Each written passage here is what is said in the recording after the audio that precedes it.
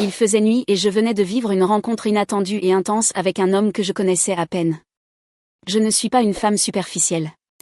J'ai fait cela parce que j'étais détruite de l'intérieur. Mon petit ami, avec qui j'étais depuis 3 ans, m'avait quitté pour partir en Angleterre avec une femme riche. Avant de partir, il m'a dit que je n'étais ni gentille, ni attentionnée, ni attirante devant ses amis. Je faisais semblant d'être forte, mais au fond, j'étais brisée. Pour oublier la douleur, je suis allée seule dans un bar et j'ai bu plus que d'habitude. C'est dans ce bar que j'ai rencontré cet homme, bien que le lendemain, je me souvenais à peine de son visage. Soudain, j'ai entendu le bruit de l'eau qui coulait. Il était sous la douche. J'ai ouvert les yeux lentement et réalisé que j'étais dans une chambre d'hôtel luxueuse. La lumière du matin illuminait les draps, et mes chaussures étaient éparpillées au sol. Je me suis redressée et j'ai senti que mon corps était un peu endolori, peut-être à cause de l'intensité de la nuit passée. En essayant de bouger, j'ai ressenti une gêne. J'ai fermé les yeux, et dans mon esprit sont revenus des fragments de cette nuit remplie d'émotions. J'ai porté la main à mon front, tentant d'organiser les souvenirs confus qui défilaient dans ma tête.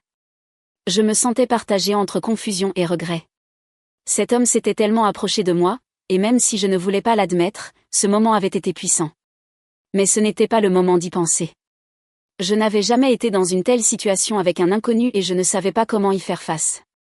J'ai décidé de partir avant qu'il ne sorte de la salle de bain, alors je me suis habillée rapidement, j'ai pris mon sac et me suis dirigée vers la porte en silence. Mais avant que je puisse partir, la porte de la salle de bain s'est ouverte et un homme extrêmement séduisant est apparu. Il avait des cheveux blonds et épais, un visage capable de faire fondre n'importe qui. Par l'ouverture de son peignoir, on pouvait voir son corps athlétique. Mon cœur s'est emballé, mes émotions sont devenues incontrôlables. Cet homme était bien plus beau que mon ex. D'un coup, les souvenirs de la veille m'ont envahi. Ses étreintes passionnées, ses baisers brûlants. En y repensant, mes joues ont rougi. J'ai secoué la tête, tentant de chasser ces pensées, mais impossible de me calmer. Lui, au contraire, semblait parfaitement détendu. Quand j'ai levé les yeux, j'ai vu qu'il me regardait de la tête aux pieds, comme s'il m'évaluait. Le coin de sa bouche s'est légèrement relevé dans une expression de mépris. Pourquoi ce regard ? L'homme s'est approché du lit et a attrapé son portefeuille. À l'intérieur, un gros paquet de billets. Qu'est-ce que ça voulait dire ? Il voulait me payer pour ce qui s'était passé ? Il me traitait comme si j'étais une fille facile, et cela m'a profondément blessée. J'ai décidé de réagir. Sans réfléchir, j'ai sorti les 150 € que j'avais dans mon sac et les ai jetés sur le lit. Avant qu'il puisse me tendre son argent, j'ai croisé les bras, d'un ton faussement calme, j'ai dit. Même si tu es séduisant, la nuit dernière n'était pas aussi mémorable que tu sembles le croire. Voilà ce que tu vaux pour moi. J'ai dit ça pour qu'il ne devine pas que je n'avais pas beaucoup d'argent. Qu'est-ce que tu viens de dire ? L'a-t-il demandé, la voix pleine de colère. Plus moyen de revenir en arrière. Aussi honteuse que je sois, je devais garder la tête haute. Pour rendre ma comédie plus crédible, je me suis approchée et lui ai tapoté l'épaule. Peut-être que tu devrais t'améliorer un peu, ai-je dit, sérieuse. Avec un peu plus d'expérience, tu pourras demander davantage. Après ça, j'ai tourné les talons et quitté la chambre aussi vite que possible. En fuyant, j'ai entendu l'homme crier une insulte. Il était furieux. Je n'ai pas osé me retourner et j'ai accéléré le pas. S'il avait essayé de me retenir, je n'aurais pas pu résister. Heureusement, il ne m'a pas suivi. En sortant de l'hôtel, je tremblais encore de nerfs. J'ai posé la main sur ma poitrine, soulagée d'avoir fui aussi vite. À l'avenir, je ne voulais plus jamais avoir affaire à lui. Je ne connaissais ni son nom ni son adresse, ce qui me rassurait un peu. Après le petit déjeuner, j'ai décidé d'aller au bureau. En chemin, j'ai reçu un appel de ma mère. Carla, ma chérie, aujourd'hui c'est les 60 ans de ton oncle Marcos. On va fêter ça à l'hôtel avec Raphaël. Tu dois venir. Non, maman, je ne veux pas y aller, ai-je répondu. Je savais que si j'y allais, je devrais voir mon père et ma belle-mère. Et même adulte, je n'arrivais pas à lui pardonner de nous avoir trahis, ma mère et moi. Ton oncle Marcos et ta tante Paula ont toujours été très bons avec toi, a insisté ma mère. C'est eux qui m'ont demandé de t'inviter. C'est vrai que mes oncles m'avaient toujours soutenu. Quand mon père nous a quittés, j'avais moins de 10 ans. Sans eux, la vie aurait été bien plus dure pour ma mère et moi. Après avoir réfléchi un instant. D'accord, j'irai. S'il te plaît, ne crée pas de conflit avec ton père, a supplié ma mère. Ne t'inquiète pas. Lui comme moi, on saura rester calme, ai-je assuré. Avant de raccrocher, je me suis souvenu de ma mère, agenouillée devant mon père, le suppliant de ne pas nous abandonner. Elle était prête à supporter l'infidélité, juste pour qu'on ait un foyer. Mais ce n'était pas assez pour lui. Au final, il n'a pas seulement divorcé, il a aussi vidé nos comptes en banque et nous a laissés sans un sou et sans toit. Depuis ce jour, seule ma mère et moi savons vraiment ce que nous avons traversé. Une fois arrivée au bureau, j'ai tenté d'oublier tout ça. J'étais pile à l'heure. Je suis allée directement à mon bureau, où ma collègue Diana est venue vers moi en souriant. « Salut ma belle », m'a-t-elle dit.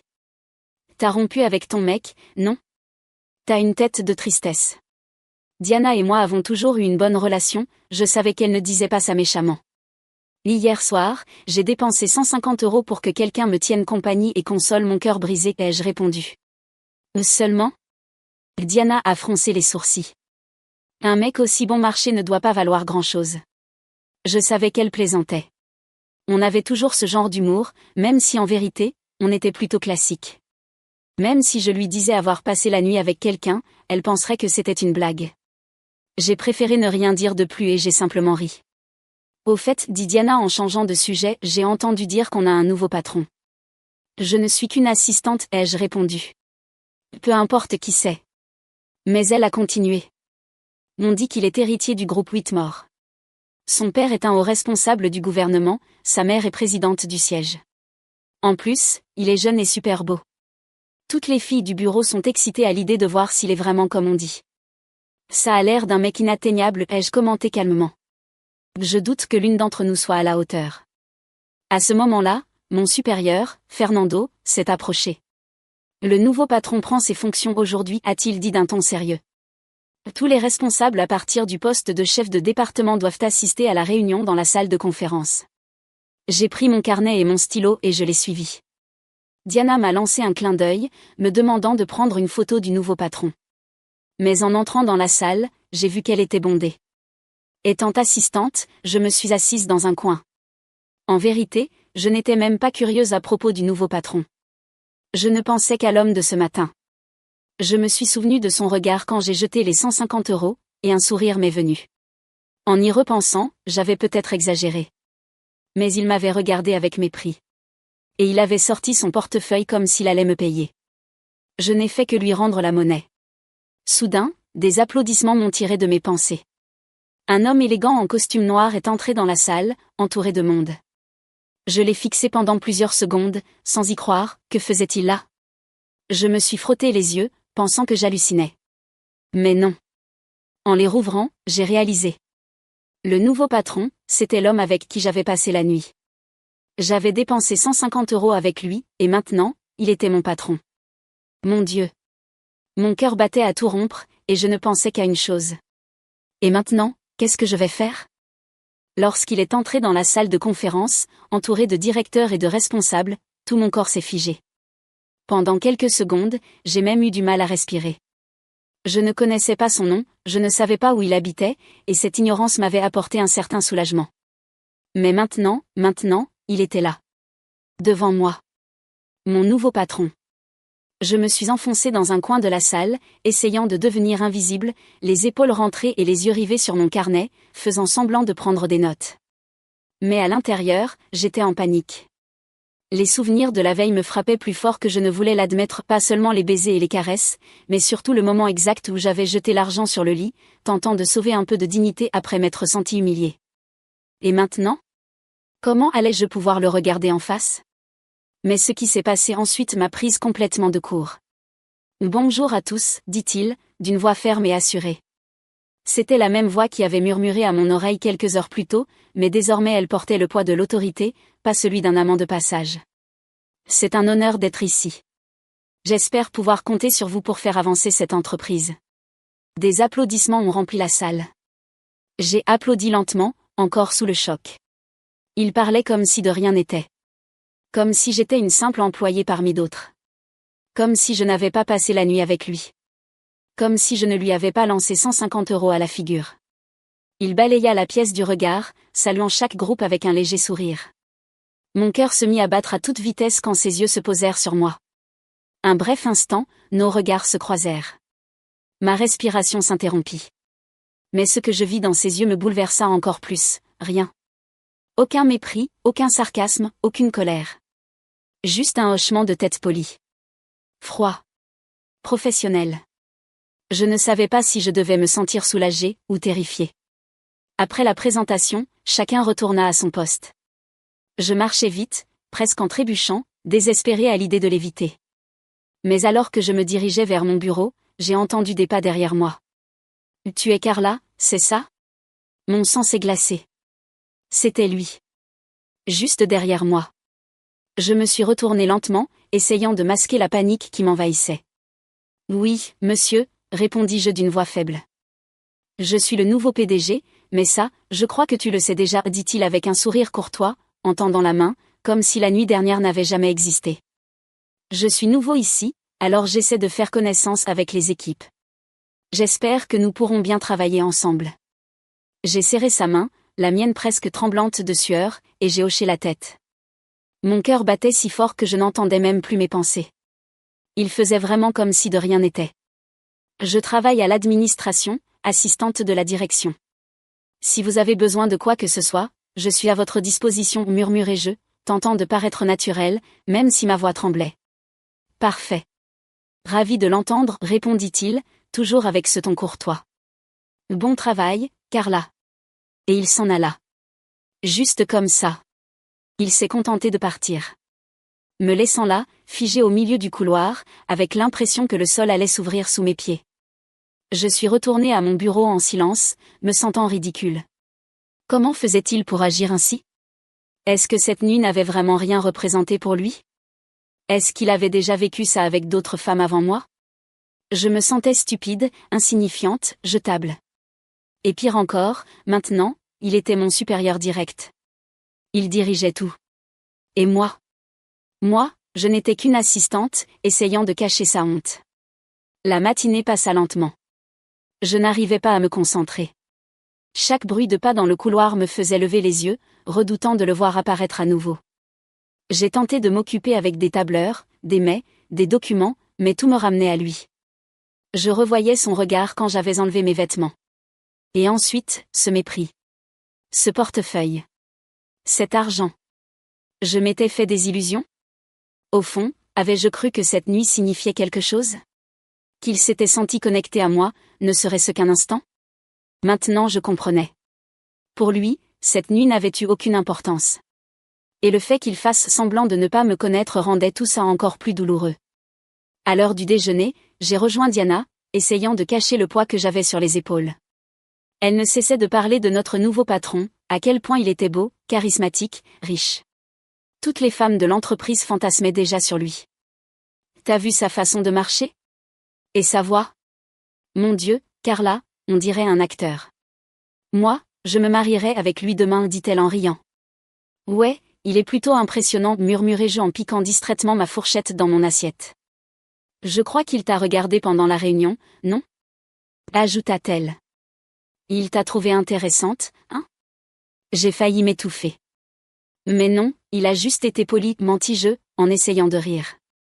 Mais à l'intérieur, j'étais brisée.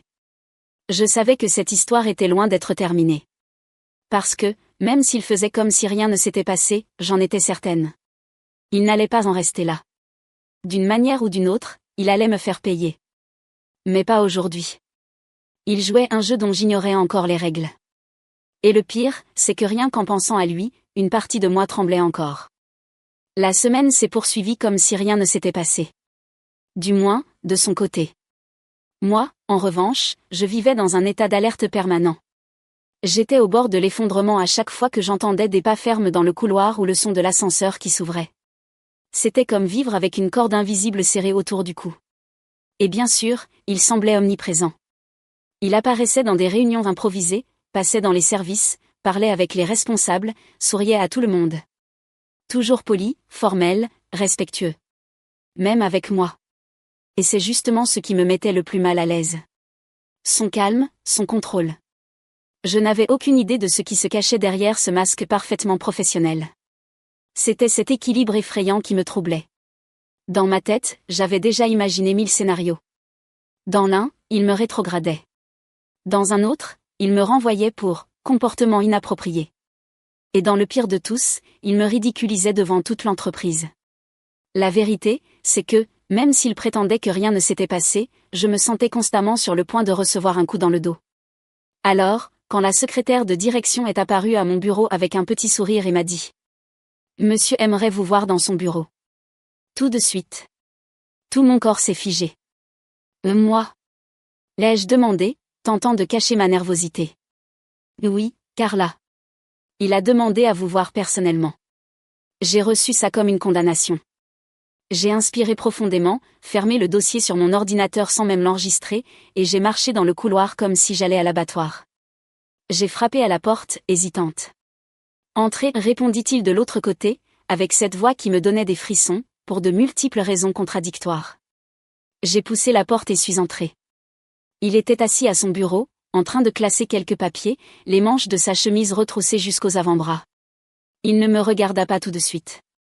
Il se contenta de désigner la chaise en face de lui. « Asseyez-vous, je vous en prie. » J'ai obéi en silence, les mains crispées sur mes genoux, les yeux fixés sur un point aléatoire du bois de la table. Mon estomac se tordait. Finalement, il leva les yeux et me regarda. Sérieusement, mais sans hostilité. « Carla. Je voulais vous parler. Personnellement. En privé. Juste nous deux. » J'ai hoché la tête, incapable de prononcer un mot. J'ai remarqué que vous étiez mal à l'aise depuis ce jour-là. Et je comprends, commença-t-il, avec une voix étonnamment douce. Mais je pense qu'il serait injuste de ma part de ne pas clarifier certaines choses. Ces mots me prirent totalement de court. La dernière chose à laquelle je m'attendais, c'était qu'il reconnaisse ce qui s'était passé.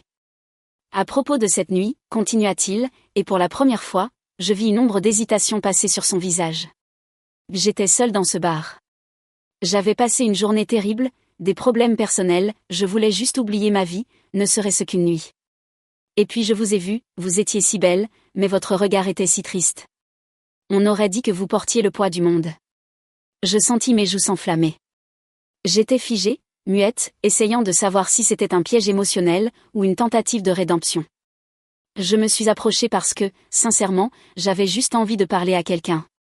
Je n'attendais rien. Et vous avez été gentille. On a parlé pendant des heures. On a bu. On a ri. Et, les choses se sont passées. Mais, il marqua une pause, les yeux fixés dans les miens. Je n'ai jamais voulu vous offenser. Je n'ai jamais eu l'intention de vous rabaisser. L'image de son portefeuille me revint comme un signal d'alarme. Il vit mon malaise et continua. Je ne vous ai pas proposé d'argent. Je le jure. C'était pour payer la chambre d'hôtel. Je comptais partir avant vous et régler la note, pour que vous n'ayez pas à vous en soucier. Ce n'était pas une insinuation. Je ne me suis même pas rendu compte que vous l'aviez interprété ainsi, jusqu'à ce que vous me jetiez les 150 € à la figure et quittiez la chambre comme si je vous avais blessé. J'ai avalé difficilement ma salive. Pour la première fois depuis ce matin-là à l'hôtel, j'ai pensé que, peut-être, j'avais tout mal compris. J'ai été idiot de ne pas vous expliquer sur le moment. Mais j'étais, sous le choc, je l'avoue. Vous êtes parti si vite, vous aviez l'air tellement blessé. J'ai cru que le mieux était de respecter votre choix et de ne jamais revenir sur ce qui s'était passé. Ces paroles me frappaient comme des vagues contre une digue. Peu à peu, elles démantelaient la forteresse de honte et de colère que j'avais construite. Je ne savais pas que vous travailliez ici. Quand je vous ai vu à la réunion, j'ai été aussi surpris que vous. Mais non, Carla, dit-il avec fermeté, je n'ai aucune intention de vous nuire. Ni professionnellement, ni personnellement. Je ne veux surtout pas que vous vous sentiez mal à l'aise ici. J'ai baissé les yeux, la gorge serrée. Je n'aurais jamais cru qu'il puisse être aussi franc. Ni aussi humain. Je suis désolée, ai-je murmuré, presque sans voix. J'ai cru que vous me méprisiez. Que vous m'aviez traitée comme une fille facile. Et je me suis sentie tellement honteuse. J'étais persuadée que vous chercheriez à vous venger, ou à m'humilier. Il poussa un léger soupir et se pencha un peu en avant. Je comprends. Vraiment. Et je ne vous en veux pas. Mais maintenant vous savez que ce n'est pas le cas. Je veux simplement qu'on puisse travailler ensemble, avec respect. Sans tension. Et si possible, sans rancune.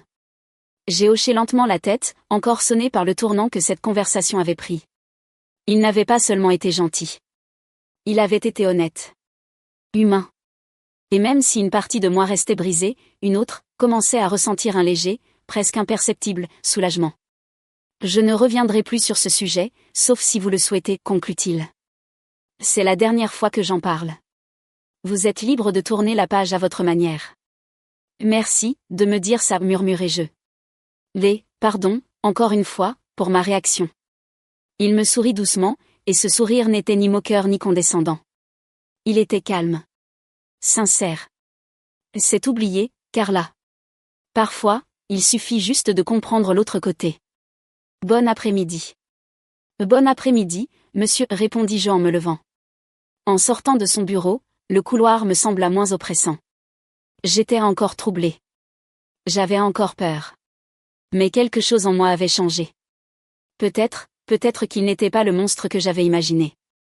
Peut-être que le vrai problème, c'était tout ce que je n'arrivais pas à me pardonner à moi-même. Après cette conversation dans son bureau, les choses commencèrent à changer. D'abord par de petits détails, son regard sur moi n'était plus le même. Le mien, encore moins. Au début, je croyais que ce n'était qu'une sorte de trêve polie. Qu'il essayait juste d'éviter les tensions au travail. Mais au fil des jours, nos échanges sont devenus plus fréquents. Et plus légers. Il venait à mon bureau sous prétexte de revoir des rapports ou d'ajuster le planning des réunions, mais il trouvait toujours une façon de glisser une blague ou un commentaire personnel. Et moi, à ma grande honte, j'ai commencé à attendre ces moments. Le bruit de ses pas dans le couloir me donnait ce nœud idiot au ventre. Et quand il ne venait pas, je le remarquais. Et je détestais le remarquer. Je tentais de me convaincre que ce n'était rien. Que c'était juste l'effet d'une situation trop intense. Mais c'était faux. Je commençais à le voir autrement. D'une manière qui me faisait peur. Un jeudi, alors que j'imprimais quelques documents, il est apparu soudainement, une tasse de café à la main, et s'est posté à côté de moi. Tu es très concentré quand tu travailles. On aurait presque peur de te déranger. J'ai souri, un peu gêné. C'est le minimum que je puisse faire pour paraître utile. Utile est un faible mot. Tu tiens la moitié de la routine ici. Ton responsable ne tarit pas d'éloges à ton sujet. Tu poses des questions sur moi, ai-je répliqué, un sourcil levé. Il haussa les épaules, ce demi-sourire en coin toujours accroché aux lèvres. J'aime savoir qui fait vraiment avancer les choses dans cette boîte. J'ai ri. Et, sans savoir pourquoi, j'ai ressenti une chaleur douce monter dans ma poitrine. C'est alors qu'il lança. Tu es libre demain soir ? Je suis restée muette pendant quelques secondes. Il en profita pour ajouter. Rien d'extravagant. Juste un dîner. C'est moi qui cuisine. Risotto et vin. Conversation tranquille, aucune pression. Si ça ne te plaît pas, tu peux t'enfuir par la fenêtre. Tu invites toutes tes assistantes à dîner, ai-je demandé, mi-taquine, mi-sérieuse. Seulement celle qui me regarde avec ce sourcil levé, répondit-il. J'ai ri. Je n'ai pas pu m'en empêcher. Et contre toute logique, j'ai accepté. D'accord. Mais si c'est mauvais, tu n'auras plus jamais le droit de choisir un resto. Marché conclu. Le vendredi soir, je suis arrivée chez lui avec l'estomac noué et ce n'était pas la fin. Il a ouvert la porte avec un tablier taché de sauce et un sourire presque domestique. La scène m'a prise au dépourvu. Ce n'était pas le PDG. C'était juste un homme normal, qui sentait l'ail et le vin. La soirée a été bonne. Vraiment bonne. Des rires, des confidences légères, des souvenirs d'enfance. Il m'a confié qu'il détestait les galas, qu'il avait toujours l'impression d'y jouer un rôle qui n'était pas le sien. Et moi, je me suis surprise à lui parler de choses que je gardais en moi depuis longtemps. De cette pression constante à paraître forte. De ce que les autres voyaient en moi, une femme indépendante, froide alors que je faisais juste de mon mieux pour ne pas m'effondrer à nouveau. Il n'a pas essayé de m'embrasser. Il s'est contenté de me prendre la main. Un geste plus intime que n'importe quel autre. Et cela m'a complètement troublée. J'en voulais plus. Mais en même temps, quelque chose me retenait. Et soudain, comme une pierre tombée au fond de l'estomac, le souvenir est revenu, le dîner de famille. Je me suis instinctivement éloignée. Il l'a senti. Quelque chose ne va pas. J'ai secoué la tête, tentant de me ressaisir. Non. Je viens juste de me rappeler que j'ai quelque chose demain. Quelque chose de grave ? J'ai soupiré, posant mon verre sur la table. Un dîner de famille. L'anniversaire de mon oncle Marcos. Ma mère m'a fait promettre d'y aller. Ça n'a pas l'air si terrible. C'est parce que tu ne connais pas ma famille, répondis-je, avec un petit rire nerveux. Mon père sera là. Et ma belle-mère. Son regard s'est intensifié. Je suis restée un moment silencieuse avant d'ajouter. Il nous a abandonnés quand j'étais enfant. Il a tout pris. Littéralement. Il a laissé ma mère et moi sans rien. Et aujourd'hui, il agit comme si de rien n'était. Le sourire aux lèvres, les mains dans les poches, comme s'il avait été le père idéal. Il n'a rien dit. Il m'a juste écouté. Et c'était suffisant. Mes oncles sont les seuls qui ont été là pour nous. Ce sont eux qui m'ont demandé de venir. Alors j'irai. Mais je sais déjà que ça va être une torture. Il a inspiré profondément et m'a regardé, sérieux. Tu es plus forte que tu ne le penses. Pas tant que ça, ai-je murmuré. Si. Tu le es. Tu y vas alors que tu n'en as aucune envie. Rien que ça, c'est une preuve de force. Ce n'était pas ce qu'il disait. C'était comment il le disait. Je me suis sentie vue. Et entendue. Et cela m'a bouleversée plus que n'importe quel risotto ou vin raffiné. Ce soir-là, quand je suis partie, il m'a raccompagnée jusqu'à la porte. Il m'a prise dans ses bras, juste ça. Une étreinte calme. Sans arrière-pensée. Mais en moi, un tourbillon commençait déjà. Je commençais à m'attacher à lui. Et le pire ? Il ne semblait pas jouer. Il ne portait pas de masque. Et moi, je commençais à enlever les miens. Mais le lendemain allait arriver. Et avec lui, mon père. Cette réalité que je prétendais avoir surmontée. Et je ne savais toujours pas si cette étreinte était la dernière. Ou la première d'une histoire pour laquelle je n'étais peut-être pas encore prête. Le lendemain matin, je me suis réveillée avec le cœur serré. Le jour de cette fameuse fête était arrivé. J'ai enfilé mon masque de maturité, mais à l'intérieur, je n'étais qu'une enfant apeurée sur le point de revoir un homme qui l'avait abandonné comme on change de chemise. J'ai passé des heures à tourner en rond dans mon appartement, sans savoir quoi porter, quoi dire, comment me comporter. Rien qu'imaginer le regard faussement affectueux de mon père me donnait la nausée. Et ma belle-mère, avec son sourire figé, jouant à la meilleure amie de la famille, c'était trop. C'est alors que mon téléphone a vibré. Un message vocal. Salut Carla. J'ai pensé à toi toute la nuit. Je ne veux pas que tu y ailles seule. Si tu veux bien, je peux t'accompagner. Tu n'as pas besoin de me présenter comme autre chose qu'un ami, si tu préfères. Mais j'ai envie d'être là pour toi. Vraiment. Et si à un moment tu veux partir, on s'en va. Je suis là, quoi qu'il arrive. Je suis restée un long moment à fixer l'écran en silence. C'était si simple, et en même temps, si puissant. Pour la première fois depuis des années, quelqu'un voulait être à mes côtés. Pas par politesse. Pas par devoir. Par choix. J'ai répondu. Oui, je veux. Ça me ferait du bien. Tu peux passer à 19h ? Il a répondu avec un emoji souriant. Et je serai là. Quand il est arrivé, j'étais presque prête. Robe sobre, maquillage discret, mais la tension dans mes épaules était visible. Il m'a regardé avec son calme habituel et a simplement dit. Tu es magnifique. J'ai souri. Pas par vanité. Par soulagement. J'ai attrapé mon sac et pris une grande inspiration. Là, allons-y. Le dîner avait lieu dans la salle d'un hôtel chic. Tout semblait parfaitement orchestré, mais pour moi, chaque détail sonnait faux. Les rires forcés, les accolades mécaniques, les plats trop chers pour avoir un goût sincère. Mais ce qui me dérangeait le plus, c'était lui. Mon père. Il discutait avec tout le monde comme s'il était le pilier de la famille. Et ma belle-mère ? Habillée comme une reine, distribuant des sourires et racontant des anecdotes comme si elle avait toujours fait partie de ma vie. Mais alors, j'ai regardé à côté de moi. Et il était là. Calme. Sûr.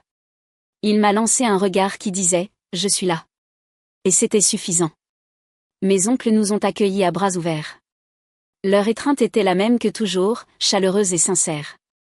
Quand ils l'ont vu à mes côtés, ils ont échangé un regard curieux, mais sans jugement. Et lui, a demandé ma tante Paula avec un petit sourire. Un ami, ai-je répondu rapidement. Il a tendu la main, poli. Enchanté. Je suis juste là pour accompagner Carla. Je sais que c'est une soirée importante. Mon oncle Marcos lui a serré la main fermement en riant. Les bien, content qu'elle ait quelqu'un à ses côtés. Elle a cette manie d'affronter le monde toute seule. Et ça use. J'ai acquiescé sans un mot. Mes oncles comprenaient plus de choses que je ne l'imaginais. Pendant le dîner, il est resté à mes côtés tout du long. Quand mon père a tenté de s'approcher avec ce faux air attendri, il s'est discrètement placé devant moi. Il n'a rien dit d'offensant, mais le message était clair, ne dépasse pas la limite. Quand la fête s'est terminée, nous sommes partis avant que l'ambiance ne devienne trop lourde. On a marché jusqu'à la voiture en silence. Une fois installé, avant même qu'il ne mette le contact, il m'a regardé. « Je peux te poser une question ?» J'ai hoché la tête. « Cette nuit-là, au bar, pourquoi étais-tu seule ?» J'ai fermé les yeux un instant. Pris une inspiration profonde.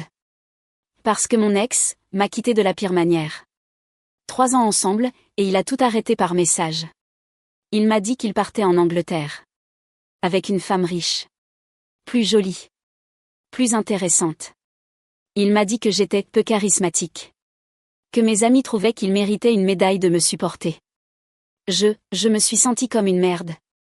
Alors je suis allée dans ce bar. Seule. Ne sachant pas quoi faire de toute cette rage et cette honte. Il est resté silencieux quelques secondes. Puis il a demandé.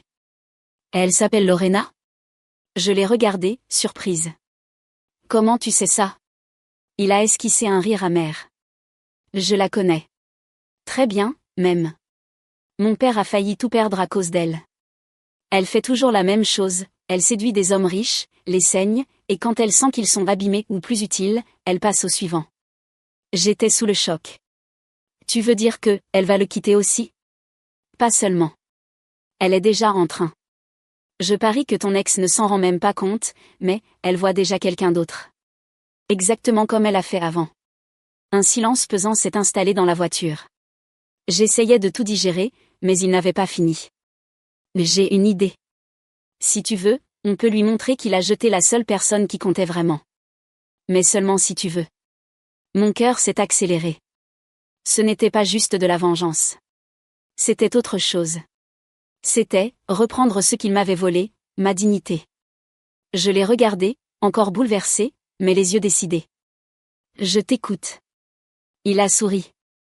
Alors parlons. Et à ce moment-là, aussi étrange que cela puisse paraître. Pour la première fois depuis très longtemps, j'ai voulu quelque chose avec lui. Pas par reconnaissance. Pas par simple attirance. Mais parce qu'il me regardait comme personne ne m'avait jamais regardé. Et j'avais envie de voir jusqu'où cela pouvait nous mener. Dans les jours qui ont suivi, je n'arrivais pas à penser à autre chose qu'à cette phrase. J'ai une idée.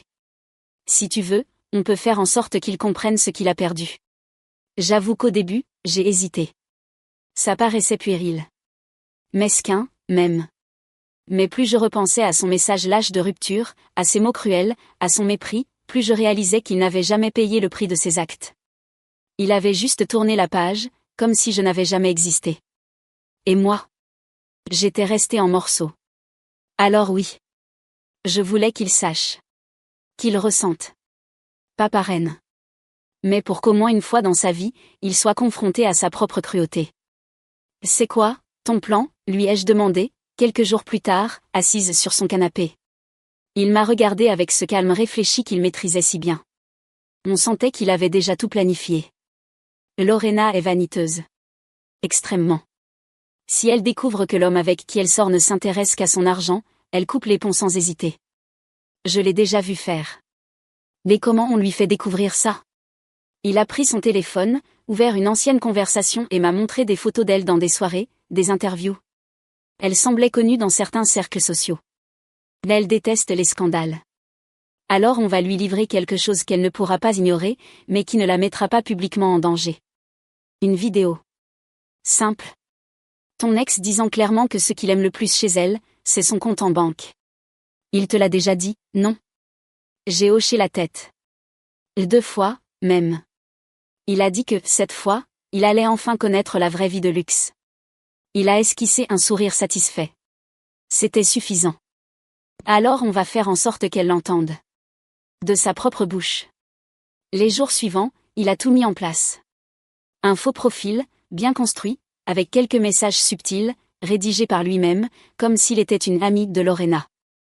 Après quelques échanges, la vidéo a été envoyée montée parfaitement, avec un son clair, extrait d'un des vieux enregistrements que, malheureusement, j'avais encore sauvegardé. Et ensuite, silence. Pendant 3 jours, rien. Jusqu'à ce que, soudainement, mon ex m'envoie un message. « Qu'est-ce que t'as fait ?» Lorena m'a quitté sans prévenir. Elle m'a dit qu'elle avait reçu une vidéo. Que j'étais un profiteur. C'était toi ? J'ai lu ça avec une légèreté nouvelle. J'ai pris une grande inspiration avant de répondre. J'ai rien fait. Je lui ai juste montré qui tu es vraiment. Il a essayé d'appeler. 2 fois. Je n'ai pas répondu. À la fin de la semaine, il est venu jusqu'à la porte de mon immeuble. Il était pâle. Seul. Avec l'air de quelqu'un qui avait tout perdu. Et en fait, il avait vraiment tout perdu. « Tu as détruit ma vie », a-t-il dit, les yeux pleins de rage. « Non. Tu as détruit la mienne. Je t'ai juste tendu un miroir. » J'ai refermé la porte sans me retourner. Et après ça, j'ai ressenti quelque chose que je n'avais plus ressenti depuis longtemps, la paix. Mais ce n'était pas seulement la fin du passé qui m'apaisait. C'était aussi ce qui était en train de naître dans le présent. Il était resté à mes côtés. Toujours gentil, toujours respectueux. Il ne me mettait jamais la pression. Il ne me forçait à rien. Il me laissait de l'espace. Mais il me donnait aussi son attention. Son écoute. Sa présence. J'ai commencé à tomber amoureuse. Pas par pulsion. Mais pour tout ce qu'il était. Pour sa manière de m'écouter. De me protéger sans m'enfermer. De me regarder sans me juger. Et un soir ordinaire, alors qu'on faisait la vaisselle ensemble, il m'a lancé ce regard tranquille qui était devenu sa signature, et m'a dit « Je peux te demander quelque chose ?» « Bien sûr », ai-je répondu en riant. « Tant que ce n'est pas pour laver le sol aussi. » Il a ri. « Je veux sortir avec toi. Officiellement. Pas en cachette. Rien de flou. Je veux être avec toi. Si tu veux aussi. » Je suis restée figée quelques secondes. Pas par doute. Mais par surprise. Par cette bonne peur. Celle qui surgit quand le bonheur semble trop vrai pour être réel. « Tu es sûre ?» ai-je demandé. « Je suis sûre. Depuis le jour où je t'ai vu jeter ces 150 reais sur le lit. » « Ça m'a marqué », dit-il avec un sourire amusé. J'ai rougi, ri. « Désolé pour ça. » Il est allé dans la chambre, a pris une petite boîte et l'a ramenée. « Tu n'as pas à t'excuser. Mais j'ai une dette. » Quand j'ai ouvert la boîte, il y avait 150 reais en billets neufs, soigneusement pliés, accompagnés d'un mot. « Tu vaux bien plus que ça. Mais je veux te rendre ce qui t'appartient. » J'ai ri. Et j'ai eu les larmes aux yeux. J'accepte l'argent. Et j'accepte aussi la demande. Il m'a prise dans ses bras. Et dans cette étreinte, j'ai compris ce qu'était la vraie sécurité. Pas celle qu'on impose. Ni celle qu'on promet. Mais celle qu'on choisit. Celle d'être là pour quelqu'un, même après avoir vu son chaos en entier. Et pour la première fois, je n'ai pas douté. J'étais exactement là où je devais être. Et enfin, avec celui que je méritais vraiment. Je ne m'attendais pas à entendre parler de lui à nouveau. Pas après tout ce qui s'était passé. Après que Lorena l'ait quitté, je pensais qu'il disparaîtrait de ma vie pour de bon. Mais parfois, l'univers a un sens de la justice qu'on n'a même pas besoin de provoquer. J'ai appris la nouvelle par un ami commun, quelqu'un qui me suivait encore sur les réseaux sociaux. Un message simple, chargé d'ironie. « Tu as vu ce qui est arrivé à ton ex ? Il serait coincé en Angleterre. Fauche, sans emploi, et sans billet de retour. » J'ai cliqué sur la publication par réflexe. Ce n'était pas un scandale, mais c'était quelque chose. Un message discret sur un groupe d'expatriés, un homme brésilien, abandonné par sa compagne riche, sans ressources, hébergé par un vague contact à Londres, en attente d'aide pour rentrer au pays. Sans visa valide. Sans perspective. Sans rien. C'était lui. Mon ex.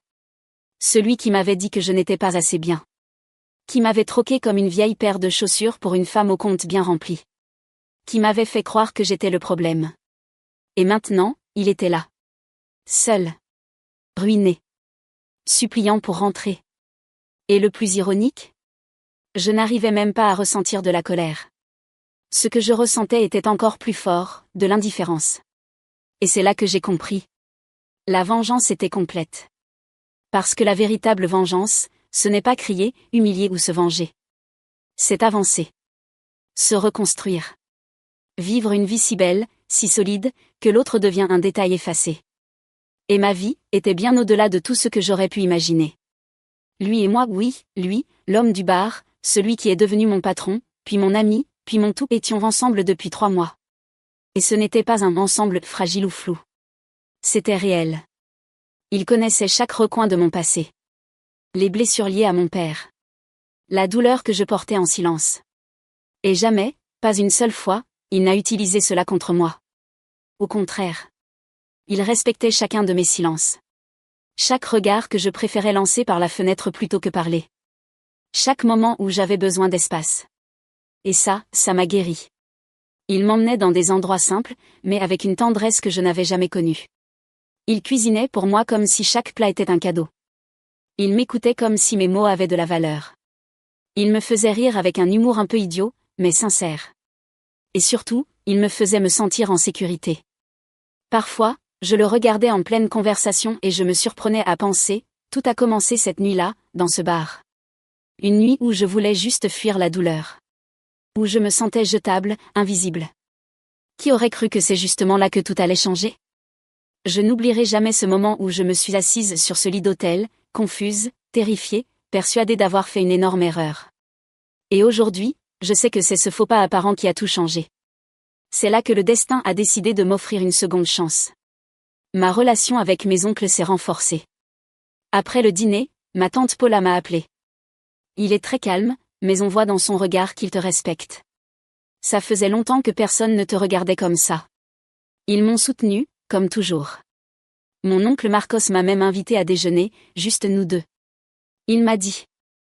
Tu as traversé bien plus que ce que tu méritais. Mais tu n'as pas laissé ça t'endurcir. Et c'est ce qui me rend fière. Quant à ma mère, elle a pleuré quand elle a appris que j'étais en couple. Je voulais juste que quelqu'un te traite comme tu le mérites. Rien de plus. Elle souffre encore, je le sais. Du passé. De l'abandon. Des années de galère. Mais aujourd'hui, on parvient à rire de certaines choses. À se souvenir sans que la douleur prenne toute la place. On reconstruit, doucement. Et mon père ? Il est resté le même. Jouant le bon mari. Le bon père. L'homme bien sous tout rapport. Mais la différence, c'est que maintenant, je n'en ai plus rien à faire. Il a essayé de m'appeler après le dîner d'anniversaire. Il m'a envoyé un message disant qu'il ne voulait pas qu'on reste distants. Et pour la première fois, je n'ai ressenti ni besoin de répondre, ni colère. Ni tristesse. Rien. Parce qu'aujourd'hui, je sais que je n'ai pas besoin de son approbation.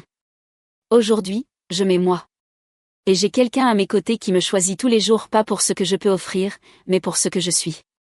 Un soir, on était assis sur le balcon de son appartement, observant la ville, un verre de vin bon marché à la main, des couvertures sur les genoux. Il m'a regardé et m'a dit. Tu as déjà pensé que cette nuit-là, au bar, c'était peut-être ce qui devait arriver ? J'ai souri. J'y pense. Encore aujourd'hui. C'était à la fois le pire et le meilleur moment de ma vie.